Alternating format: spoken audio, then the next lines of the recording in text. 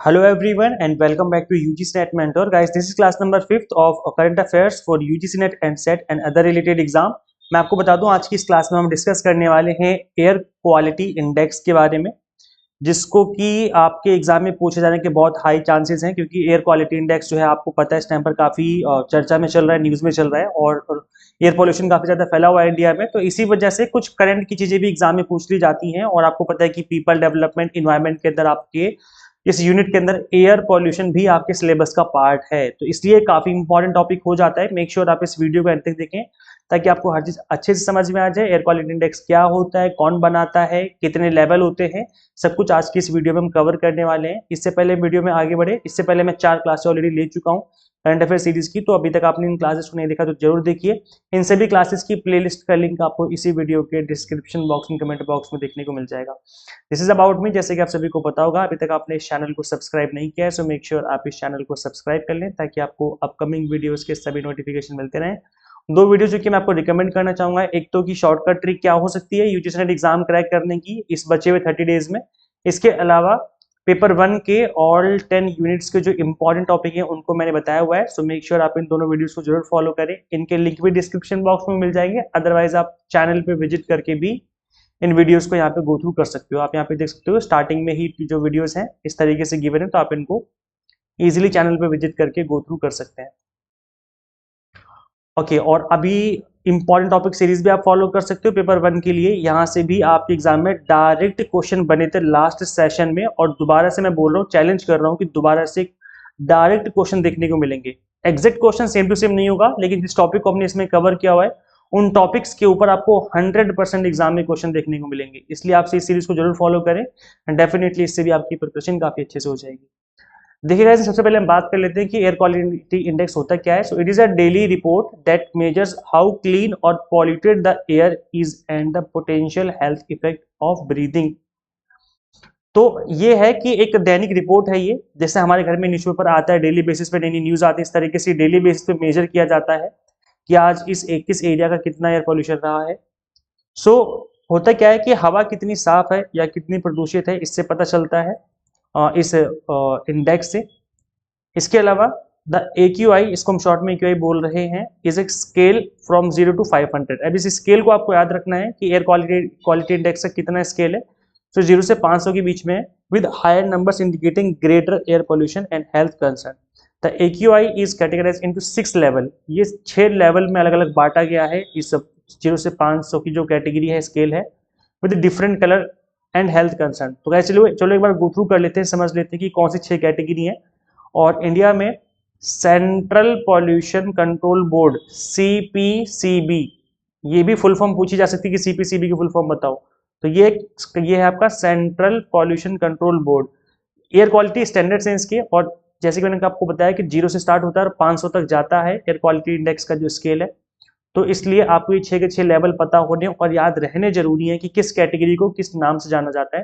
तो जो पहली कैटेगरी है एयर क्वालिटी इंडेक्स की 0 से 50 के बीच की, उसको गुड माना जाता है, यानी कि अच्छी कैटेगरी है, यहाँ पर कोई प्रॉब्लम नहीं होती है और सांस आप इजीली ले पाते हो, आपको नेचुरली अच्छा फील होता है।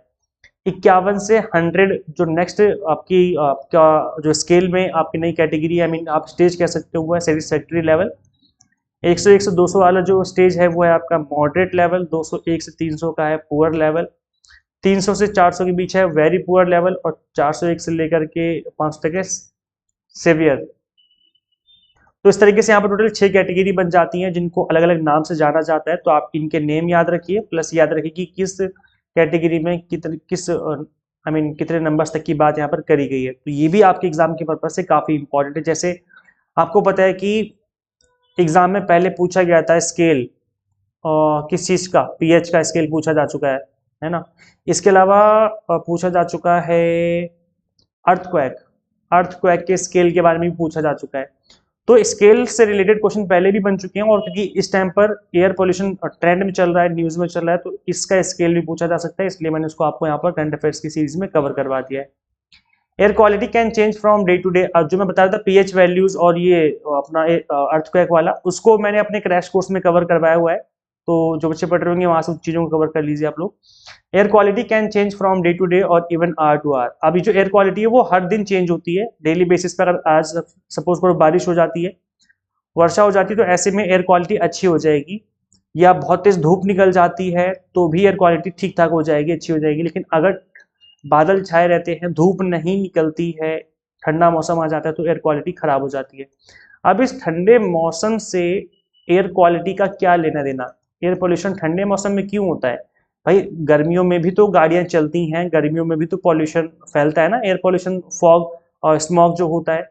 तो वो स्मॉग फिर रुकता क्यों नहीं है हमारे इन्वायरमेंट में, क्यों ऊपर की तरफ चला जाता है? समझेंगे उसको भी हम थोड़ा डिटेल में समझेंगे। So air quality can change from day to day और even hour to hour. For example in urban areas, आप देखते होंगे शहर में क्या होता है, air quality is often worse in winter because cold air traps exhaust pollutants close to the surface. जो सरफेस के पास, सतह के पास जो प्रदूषक होते हैं, उनको ठंडी हवा दबा के रखती है नीचे की तरफ, और इसी वजह से इस वाले एरिया में बहुत हाई पॉल्यूशन पाया जाता है। मैं इसको डायग्राम से आपको समझाने की कोशिश करता हूँ, तो मैं भी शायद आप जल्दी से समझ जाएं। ये देखिए, ये वाला डायग्राम है। सो यहाँ पे आप देख सकते हो इस डायग्राम में जो नॉर्मल कंडीशन है, यानी कि जो गर्मी के दिन है या नॉर्मल दिन जो होते हैं हमारे, इसमें वार्म एयर होती है, नीचे गर्म अगर हवा होगी तो उसके ऊपर कोल्ड एयर होती है, उसके ऊपर कोल्ड एयर होती है, और फिर वो नॉर्मल कंडीशन कहलाती है। मतलब जो पॉल्यूशन है वो ऊपर की तरफ इजिली उठ जाता है। लेकिन जब ठंडा मौसम आता है, ठंड के दिन आते हैं, तो नीचे कूलर एयर होती है, ठंडी हवा होती है नीचे की तरफ, है ना। हमारे पास देखिए आप, ठंडी हवा होती है हमारे सोसाइटी में। तो इसमें क्या होता है, जब स्मॉग जो होता है, जो धुंध होती है, जो हम लोग प्रदूषण फैलाते हैं, वो ऊपर की तरफ नहीं जा पाता, क्योंकि ठंडी हवा की वजह से ट्रैप हो जाता है। ठंडी हवा जो है उसको ट्रैप करके रखती है नीचे की तरफ। फिर यहाँ पे होती है वार्म एयर, फिर यहाँ पे होती है कोल्ड एयर। तो ये उठता तो है हल्का सा, फिर वो वापस टक्कर मार के वापस आ जाता है। तो इस तरीके से ठंड में प्रॉब्लम हो जाती है, क्योंकि ट्रैप हो जाता है, पॉल्यूशन जो है वो ट्रैप हो चुका है आपके इन्वायरमेंट में। आई मीन बिल्कुल सरफेस एरिया में, जो यहाँ पर सरफेस एरिया है वहां पर ट्रैप हो चुका है पॉल्यूशन। अगर धूप निकल जाती है बहुत तेज और सब कुछ ठीक रहता है, या बारिश हो जाती है, तो फिर क्या होता है उस केस में, ये जो ट्रैप है वो खुल जाता है, और फिर जो स्मॉग है ऊपर उड़ जाता है। फिर हमें साफ लगता है, जैसे लगता है कि सब कुछ साफ हो गया, सब कुछ क्लियर हो गया हो। So warm rising air near the ground lift pollution away, but during the winter the layer of warm air acts like a lid, keeping cold air at the surface. This creates a thermal inversion which forms when a layer of warm air above traps cool air and pollution close to the ground. तो यहाँ पर क्या है कि जो pollution है वो ground पे ही रह जाता है, और जो ठंडी हवा है उसको ट्रैप करके रखती है pollution को नीचे की तरफ। CPCB जैसे कि मैंने बताया, ये इंडिया में कंट्रोल करता है, पोल्यूशन का काम करता है।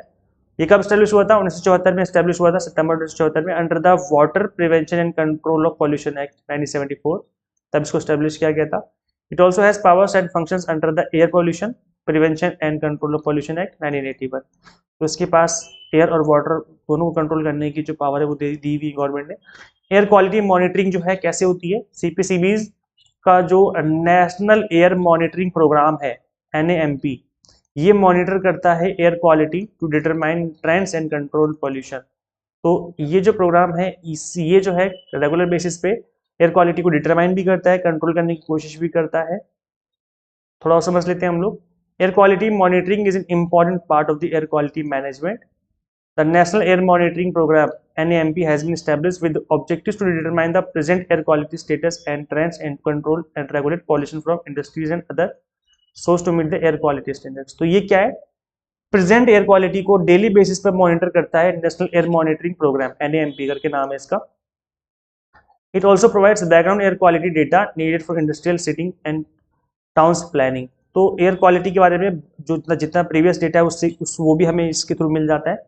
अच्छा, CPCB जो है ना, वो कुछ गैसेस को, या कह सकते हो कुछ पॉल्यूटेंट को के ऊपर नजर रखती है। वो कौन कौन से पॉल्यूटेंट हैं इसको समझ लेते हैं। So an automatic monitoring station at ITO intersection in New Delhi. At this station, respirable suspended particulate matter RSPM, carbon monoxide हो गया, ओजोन यानी कि O3 हो गया, sulphur dioxide, nitrogen dioxide and suspended particulate matter are being monitored regularly. This information on air quality at ITO is updated every week. तो ये हर week जो है इस चीज को लेकर के अपडेट देते हैं, इन पॉल्यूटेंट्स को लेकर के ये कितने मेजर किए जा रहे हैं। अब जो CPCB है, इनके स्टैंडर्ड्स में set ambient air quality regulations, इनके जो स्टैंडर्ड्स हैं इसके अंदर कुछ गैसेस के नेम हैं, उनको आपको याद रखना है। जैसे आप देखेंगे पर्टिकुलर मैटर PM10 और PM2.5 दोनों ही इंक्लूडेड हैं इनके स्टैंडर्ड में। नाइट्रोजन डाइऑक्साइड NO2 हो गया, सल्फर डाइऑक्साइड हो गया, कार्बन मोनोऑक्साइड हो गया, ओजोन हो गया O3, और अमोनिया एंड लीड।